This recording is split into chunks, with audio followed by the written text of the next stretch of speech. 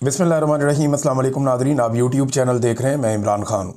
आज बुध का दिन है और गुज़िश्ता रात जो कुछ हुआ पाकिस्तान तहरीक इंसाफ के साथ और जो इमरान ख़ान साहब की बहनों के साथ, वो अब इस मुल्क की तारीख़ में लिखा जाएगा। रात को इन्होंने तशद्दुद किया, सर्द और ठिठुरती हुई रात के अंदर वहाँ पे बुज़ुर्ग ख़वातीन के ऊपर इन्होंने वाटर कैनन का इस्तेमाल किया, ठंडा पानी उनके ऊपर फेंका और ये बहुत बड़ी बहादुरी का सबूत दिया पाकिस्तान की फ़ोर्सेस ने। पुरअमन एहतजाज था और सारे लोग अब उसके ऊपर आवाज़ उठा रहे हैं। आलमी सतह पे पाकिस्तान के अंदर लोगों को बहुत तकलीफ़ हुई कि हुकूमत ने ज़्यादती की है। पुरअमन एहतजाज करना हर पाकिस्तानी शहरी का हक़ है और आईन पाकिस्तान इस बात का इख्तियार देता है। आईन पाकिस्तान इस बात की ज़मानत देता है कि आप पुरअमन एहतजाज कर सकते हैं। लेकिन पुरअमन एहतजाज के लिए बैठे हुए लोगों को ठंडा पानी फेंक कर सर्दी रात में उन्हें वहाँ से मुंतशिर करना, जिसमें कई लोग ज़ख्मी भी हो गए।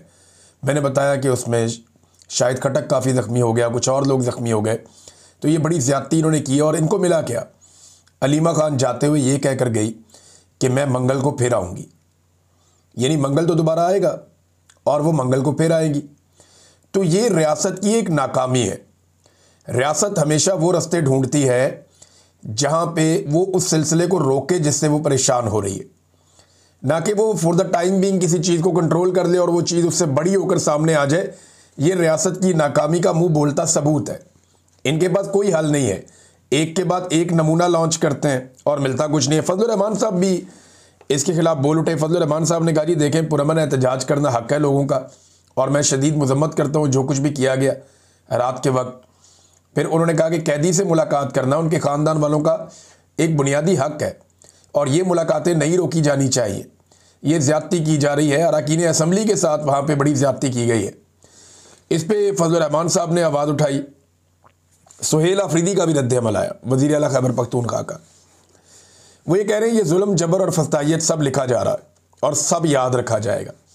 वक्त हमेशा एक जैसा नहीं रहता, क्योंकि मेरा रब जिसको चाहता है बादशाहत दे देता है और जिससे चाहता है छीन लेता है। जमहूरियत में कुर्सी कभी किसी एक के पास होती है तो कभी दूसरे के पास। हमारा हर एक कदम आइन और कानून के मुताबिक है। हकीकी आज़ादी की जद्दोजहद में हमने कभी कानून को अपने हाथ में नहीं लिया। इसके बावजूद कुछ दिन पहले इमरान खान साहब की बहनों पर तशद्दुद किया गया और उनको बालों से पकड़ा गया। कल उन पर सर्दी की ठंडी रात में पानी फेंका गया। इनको एक दफ़ा फिर ज़मीन पर गिराया गया। ये पंजाब के ज़िला रावलपिंडी में अडियाला रोड पर किया गया है। इस सूबे में एक औरत की जाली हुकूमत है। कल जब उनकी बारी होगी तो फिर औरत कार्ड खेलने वालों के साथ भी कोई जवाब नहीं होगा। जो इनको लाए हैं, जिनके दम पर ये उछल रहे हैं, तो 1947 से लेकर आज तक वो बच जाते हैं। लेकिन पहली दफ़ा एक सियासी हुकूमत जो कि जाली है, 3.5 साल से मुसलसल जबर के तमाम रिकॉर्ड तोड़ रही है। औरतों और बच्चों से लेकर बूढ़ों तक, वर्कर से लेकर वज़ीर आला तक और वज़ीर आला से लेकर साबिक वज़ीर आज़म तक, किसी को भी नहीं छोड़ा गया। हर एक बंदा जुल्म का निशाना बना। इनमें से एक भी ना एंटी स्टेट है, ना कोई मुजरिम और ना ही करप्ट है, लेकिन तुम सब हो और फिर बर्दाश्त नहीं कर पाओगे। यानी तुम्हारे साथ ये सारा कुछ होगा, तुमसे फिर बाद में बर्दाश्त नहीं होगा। आगे बुशरा बीबी के बारे में, इमरान खान के भांजे के बारे में लिखा है। फिर उन्होंने ये भी लिखा कि कोई केस हो या ना हो, औरत का बीवी होना, बेटी होना या बहन होना, कोई एक चीज़ भी काम नहीं आएगी। ये इस मुल्क में कर दिया गया है। ये सब लिखा जा रहा है और सब याद रखा जाएगा। देखिए ये जो कर रहे हैं ना, बुशरा बीबी तो गैर सियासी खातून है। इमरान खान साहब का तो स्टेटमेंट बाहर आता है ना, जिससे डर है। या आसिम मुनीर को पसंद नहीं है कि इमरान खान साहब उन्हें जहनी मरीज़ किया और ये बड़ा इशू बन गया है। ये इतना बड़ा इशू बन गया है जहनी मरीज़ का लफ्ज़ कि ये आसाब पे सवार हो गया मिलिट्री एस्टेब्लिशमेंट की। इमरान खान साहब की एक खूबी है कि वो जिस शख्स को जो लफ्ज़ दे देते हैं या जिसके बारे में जो बोलते हैं, लोग फिर उसको उसी तरह से देखना शुरू हो जाते हैं और थोड़े अरसे के बाद उसका इमेज ही वो बन जाता है। ये प्रॉब्लम है। अब इमरान खान साहब ने आसिम मुनीर साहब को ज़हनी मरीज़ का खिताब दे दिया कि ये ज़हनी मरीज़ है। अब हर इवेंट के बाद लोगों को लगता है कि शायद ये ऐसे ही है। अब जो गुज़िश्ता रात हुआ, कोई नॉर्मल ज़हन का आदमी तो ये नहीं कर सकता, जिसका भी फैसला था रात को, ये जो कुछ भी किया गया, एक नॉर्मल जहन वाला आदमी 70 साल से बड़ी उम्र की खवातीन, उनको वाटर कैनन के साथ ज़मीन पे तो नहीं फेंक सकता। तेज़ धार पानी के साथ उनको ज़ख्मी तो नहीं कर सकता। नॉर्मल दिमाग के आदमी ये नहीं करते। तो ये जो इमरान खान कहता है वो फिर ये साबित करने में तुल जाते हैं सारे के सारे, और बजाय इसके कि कोई अकल को हाथ डालें, को थोड़ा अकलमंदी का सबूत दें। यानी कोई आसिम मुनीर साहब के आसपास ऐसा कोई आदमी नहीं है जो उनको ये बताए कि जनाब ये आपका मुकाम नहीं है, इन चीज़ों से बाहर निकलें, इमरान खान की मुलाकातें खोलें, तनकीद होती है तो उसको बर्दाश्त करें। और आहिस्ता आहिस्ता जो तनकीद करने वाले लोग हैं उनको भी इस बात का आइडिया होगा कि तनकीद का लेवल क्या होना चाहिए। तनकीद का असर तभी होता है जब वो लॉजिक के साथ दलील के ऊपर हो, और जो लोग दलील से बात करते हैं उनकी बात सुनी जाती है, लंबे अरसे तक सुनी जाती है। जो गालम गलोच करते हैं थोड़े अरसे के लिए आते हैं, यूं करके ऊपर जाते हैं, यूं करके नीचे जाते हैं। ये मैं अब से नहीं कई सालों से होता हुआ देख रहा हूं। तो कंसिस्टेंट होना चाहिए और दलील के साथ बात करनी चाहिए। अब बुशरा बीबी की भी मुलाकातें नहीं करवा रहे भाई, वो तो चलो गैर सियासी है ना, उनकी बेटियां तो बाहर आके कोई स्टेटमेंट भी नहीं देती, उनके फैमिली के जो लोग हैं जो मिलकर आते हैं वो तो कभी कोई बयान भी जारी नहीं करते, तो और ना वो सियासी गुफ्तगू करती हैं।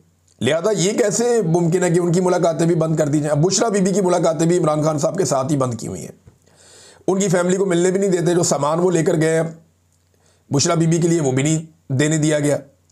सर्दी आ रही है, सर्दी ज़्यादा है, उनको नया सामान चाहिए, सामान भी नहीं देने दे रहे, और वो भी कहते तन्हाई में बुशरा बीबी इमरान खान साहब के साथ साथ। तो ये सारा कुछ जो है ये कोई नॉर्मल आदमी नहीं कर सकता। और दूसरी बात आप ये ध्यान में रखें कि एक खातून है, खातून कैदी के हुकूक को इस तरह छीन लेना ये कोई आम बात नहीं है, और वो साबिक खातून अव्वल भी हैं। चले इमरान खान से इशू है कि इनके ट्विटर के ऊपर स्टेटमेंट जारी हो जाता है, तो बुशरा बीबी का तो ट्विटर का अकाउंट भी नहीं है जिसके ऊपर वो स्टेटमेंट जारी कर दे, और कभी कुछ ऐसा हुआ भी नहीं। अब नाजरीन मैं आपके सामने एक मवाजना रखता हूं, क्योंकि 10 दिसंबर है, आज इंसानी हकूक का दिन है। आज इंसानी हकूक का दिन है और पाकिस्तानी होने के नाते मुझे इस पर इसलिए भी बात करनी है कि पाकिस्तान दुनिया के उन चंद ममालिक में है जिनमें इंसानी हकूक की धज्जियां उड़ाई जा रही हैं। पाकिस्तान में एक ही वक्त में म्यांमार का मॉडल भी है, उसी वक्त में इसराइल और फ़लस्तीन वाला मॉडल भी है, उसी वक्त में शुमाली कोरिया वाला मॉडल भी है। यानी दुनिया के जिस जिस खित्ते में जो जो जुल्म और बर्बरियत हो रही है उसका एक हिस्सा पाकिस्तान में मौजूद है। पाकिस्तान को एक ऐसे पिंजरे में कन्वर्ट किया जा रहा है जिसके अंदर जो लोग मौजूद हैं उन्हें खाने के लिए भी कम मिलता है, बोलने के लिए भी कम मिलता है, सोचने के लिए भी कम मिलता है, और उनको एक मुश्किल तरीन ज़िंदगी में घेर लिया गया है। जो इस पिंजरे से बाहर निकलना चाहता है उसको एयरपोर्ट पर रोक लिया जाता है और जहाज़ों से उतार दिया जाता है। हत्ता कि दुनिया के कई ममालिक को पाकिस्तान ये रिक्वेस्ट कर चुका है कि आप हमारे शहरियों को खुशामदीद ना कहें या हमारे लोगों को आप वीज़ाज ना दें। मैं कहता था ना ब्रेन ड्रेन हो रहा है, ये मानते नहीं थे। अब ये खुद ही लोगों को, मुल्कों को दरख्वास्त करें बजाय इसके कि आप दूसरे मुल्कों की जाके मिन्नतें करें। आप पाकिस्तान के हालात को बेहतर करें ताकि लोगों को एतबार आए। तो 10 दिसंबर है नाज़रीन, इंसानी हकूक का दिन है। ये दिन एक और हवाले से बड़ा इंपॉर्टेंट है। 10 दिसंबर 2000, आज से 25 साल पहले, नवाज शरीफ साहब फौजी डिक्टेटर के साथ डील करके पाकिस्तान से भाग गए थे। नवाज शरीफ ने 425 दिन की जेल काटी थी, 1 साल और 2-3 महीने, 1.25 साल की जेल काटी नवाज शरीफ साहब ने।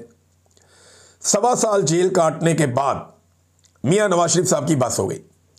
मियां नवाज शरीफ साहब की ख़ानदान की औरतों ने बड़ा रोल प्ले किया था इसमें, और नवाज शरीफ साहब के लिए डील हासिल की फौजी डिक्टेटर से, और नवाज शरीफ साहब 10 साल का मुआहदा करके पाकिस्तान से भाग गए। एक 10 दिसंबर की रात वो थी कि रात के अंधेरे में डील फिट हो गई, ब्रीफ केस इकट्ठे हो गए, कीमती सामान जमा कर लिया गया, और रातों रात ये लोग भागे, और 10 की सुबह नवाज शरीफ साहब को पाकिस्तान से निकाल दिया गया। एक 10 दिसंबर आज से 25 साल पहले आया था, और एक 10 दिसंबर आज आया। ये वो 10 दिसंबर है भी। अब रात के अंधेरे में फिर औरतों का किरदार, नवाज शरीफ के घर की औरतों का किरदार क्या था? नवाज शरीफ के लिए डील हासिल करो, जर्नैल के साथ तरले मिन्नत करो, नवाज शरीफ को पाकिस्तान से बाहर निकालो, डील करके भाग जाओ। इमरान खान के घर की औरतों का किरदार क्या है आज 25 साल के बाद, 10 दिसंबर की रात, और वो सामना कर रही हैं ठिठरती हुई ठंड के अंदर वाटर कैनन का, ठंडे पानी का, और उनके ऊपर तशद्दुद किया जा रहा है, उन्हें ज़मीन पर फेंका जा रहा है। ये फ़र्क है नवाज शरीफ के ख़ानदान में और इमरान खान के या शौकत खानम के ख़ानदान में। रात एक जैसी है, एक तरफ डील हो रही है, एक तरफ भागा जा रहा है, दूसरी तरफ डट कर खड़े हो रहे हैं और ये कह रहे हैं कि हम अगले हफ्ते फिर आएंगे। और जेल के अंदर भी एक आदमी बब्बर शेर की तरह गरजता है, वो भी डट कर खड़ा है कि हम पीछे नहीं हटते। ये फ़र्क है नवाज शरीफ में और इमरान खान में, और यही फ़र्क इस वक्त मिलिट्री एस्टेब्लिशमेंट को अंदर से खाया जा रहा है, नून लीग को अंदर से खाया जा रहा है कि 860 दिन होने वाले, एक आदमी जेल के अंदर 2.25 साल से बंद है और वो टूट ही नहीं रहा। हालांकि नवाज शरीफ को बहुत ज़्यादा सहूलियात थी, इमरान खान को बिल्कुल नहीं है। अब पाकिस्तान तहरीक इंसाफ पे पाबंदी लगाने के लिए जो हुकूमत ने 2-4 चीज़ें सोची हैं, उनमें ये 3 बुनियादी नुकात हैं, मैं आपके सामने रख देता हूँ, इनका पोस्टमार्टम भी कर देते हैं।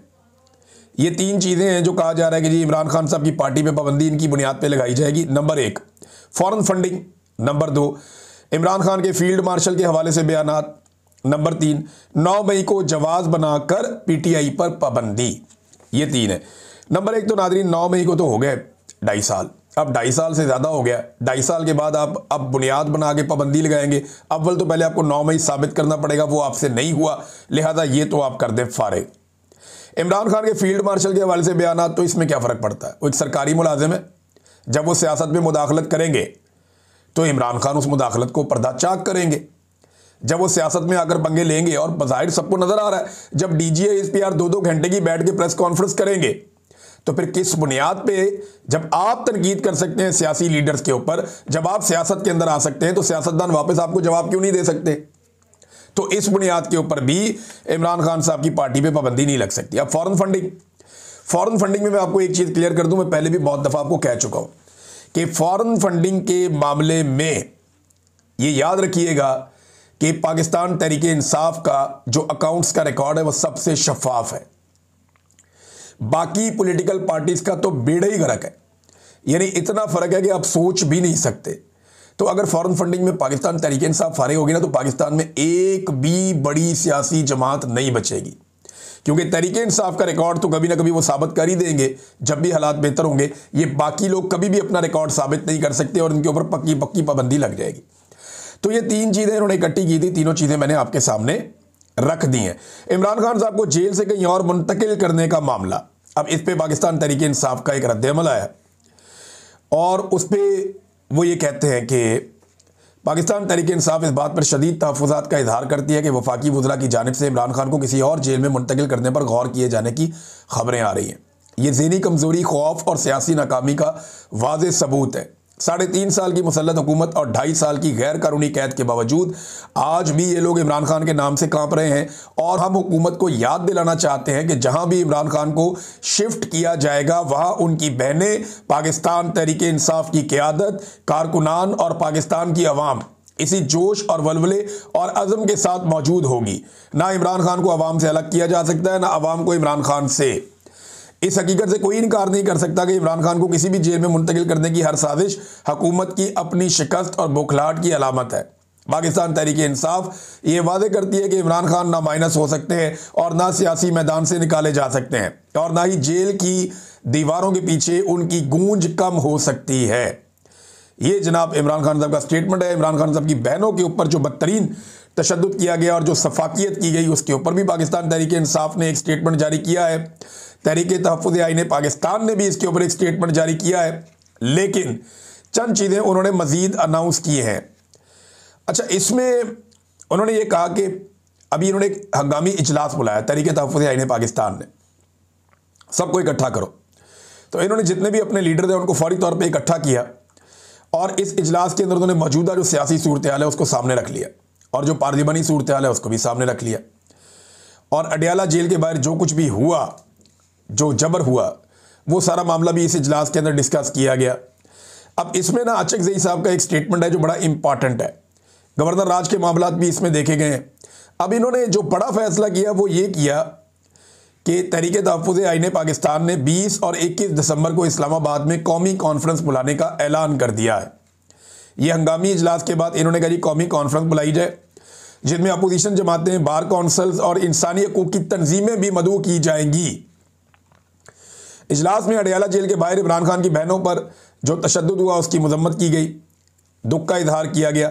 अचकज़ई साहब ने कहा कि मुज़ाकरात की बात करते हैं सब लोग, और ये कहते हैं जी मुज़ाकरात करना है, मुज़ाकरात करना चाहते हैं। अगर कोई डायलॉग करना चाहता है तो इमरान खान साहब से मुलाकात की इजाज़त देना होगी। यानी उसका पहला कदम तो ये होगा ना, अगर आपने करने हैं मुज़ाकरा तो पहला कदम ये है कि आप इमरान खान साहब से पाकिस्तान तहरीक इंसाफ के लोगों की मुलाकातें शुरू करवा दें। मुलाकातें हो जाएंगी तो चीज़ें जो हैं वो कंट्रोल होना शुरू हो जाएंगी, बेहतर होना शुरू हो जाएंगी। उन्होंने कहा कि आइन ने मुल्क को और आवाम को मुत्तहिद रखा है, लेकिन इस आइन से जिस तरह खिलवाड़ किया गया है तो मुल्क में आइन नाम की कोई चीज़ नहीं है। ज़बाबंदी करने से मुल्क आगे नहीं बढ़ सकता। अगर किसी ने मुज़ाकरात करने हैं तो इमरान खान साहब से मुलाकात करवा के ये पहला जेस्चर दें कि वो मुज़ाकरात करना चाहते हैं। तो मेरा राना सनाउल्लाह साहब ने भी एक ऑफ़र की थी, लेकिन कोई संजीदा ऑफ़र मुझे लगती नहीं है। नाज़रीन, ओन चौधरी को अब लाया गया मैदान में। ये वही शख्स हैं, यानी रोज़ाना की बुनियाद पे ना एस्टेब्लिशमेंट ये कर रही है कि दो दो करके बंदे लेकर आ रही है। पहले अता तारड़ वगैरह को लाया गया, वो तो लगातार बेचारे लगे हुए हैं, पंजाब की इंफॉर्मेशन मिनिस्टर ये वो सब। फैसल वाडा लगातार मेहनत कर रहा है, काफ़ी ज़ोर लगा रहा है बेचारा। पीटीआई ने उसका नाम नया रख दिया टॉमी, फैसल वाडा का।